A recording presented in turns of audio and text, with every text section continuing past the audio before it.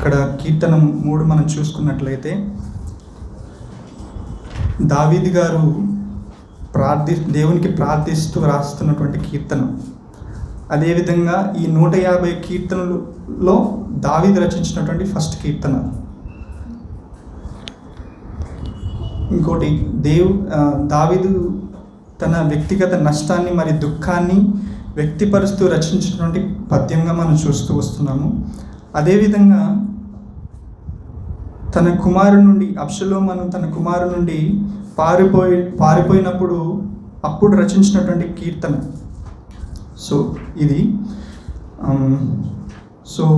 మనం ఈ కీర్తన ద్వారా మనం దేవుని ఎందుకు మనం మహింపరచాలని మనం చూసుకున్నట్లయితే ఫస్ట్ పాయింట్, ఆయన ప్రొటెక్టర్గా ఉన్నారు. వర్స్ 3 చూసుకుంటే, యెహోవా నీవే నాకు ఖేడముగాను నీవే నాకు అతిశయాస్పదముగాను నా తల ఎత్తువాడుగా ఉన్నావు. అంటే ఆయనే కదా మన ఖేడం, అంటే మన ప్రొటెక్టర్. అంటే మనం చూసుకున్నట్లయితే మనం ఎక్కడికి వెళ్ళినా మనం ఏం చేసినప్పటికీ ఆయన మనకు తోడుగా ఉంటూ మనం ఏ అపాయం రాకుండా మనల్ని కాపాడుతూ మనం ముందుకు నడిపించినటువంటి దేవుడు. మనం ఎగ్జాంపుల్ చూసుకున్నట్లయితే దావీదు గారు తన అంటే సొంత జనులే, అంటే తన కుమారుడే తన మీద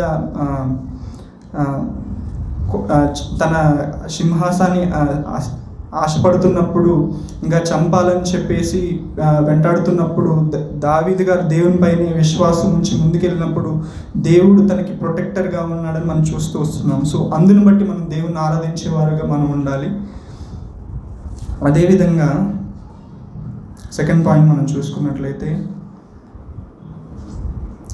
మొరపెట్టు వారికి ఉత్తరం ఇచ్చేటువంటి దేవుడు మన దేవుడు.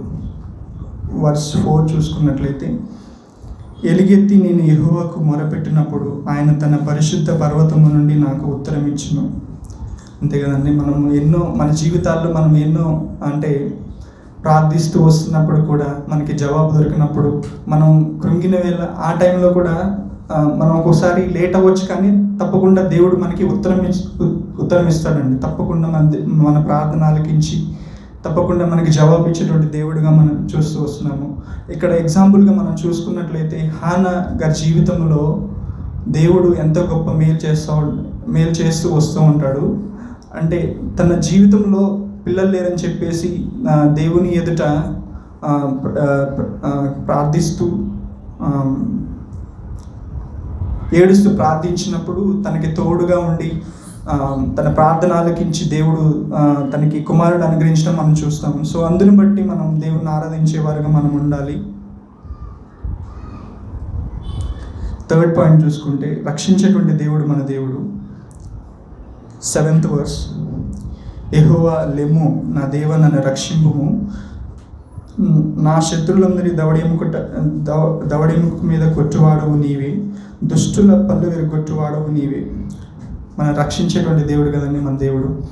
మనం ఎటు వెళ్ళినా ఏ ప్రయాణం చేసినప్పుడు ఈ ప్రయాణాలనే కాదు, మన శత్రువుల దగ్గర నుంచి కూడా మన దేవుడిని మనల్ని తప్పిస్తూ రక్షిస్తున్నట్టు దేవుడు మన దేవుడు. అందుని బట్టి మనం దేవుని ఆరాధించేవారుగా ఉండాలి. ఇక్కడ జనులంతా తను నమ్ముకున్న వారు ఎవరైతే దావీదు తనని నమ్ముకున్న తన కుమారుడితో పాటు జనులే ఈ విధంగా అంటా ఉంటారు, ఆయనకి రక్షణ ఎక్కడ ఉండదు, రక్షణ దొరకదు అని చెప్పేసి అయినప్పటికీ కూడా దేవుడి మీద విశ్వాసం ఉంచి దేవునిపై నమ్మకం ఉంచి ముందుకెళ్ళాడు. అందుని బట్టి మనం దేవుని ఆరాధించేవారుగా మనం ఉండాలి. మరొకసారి మనం ఈ పాయింట్స్ రిమెంబర్ చేసుకుందాం. ఆయన మనకి ప్రొటెక్టర్గా ఉన్నారు కాబట్టి మనం ఆయన ఆరాధించేవారుగా మనం ఉండాలి. అదేవిధంగా మనం మొరపెట్టినప్పుడు మనకి ఉత్తరం ఇచ్చాడు కాబట్టి మనం ఆయన ఆరాధించేవారుగా మనం ఉండాలి. మనని ఫిజికల్గా రక్షిస్తున్నాడు కాబట్టి మనం దేవుని ఆరాధించే వారంగా ఉండాలి.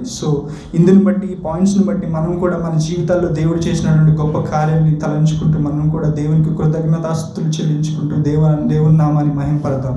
దేవుడి మాటలు దీవించును గాక.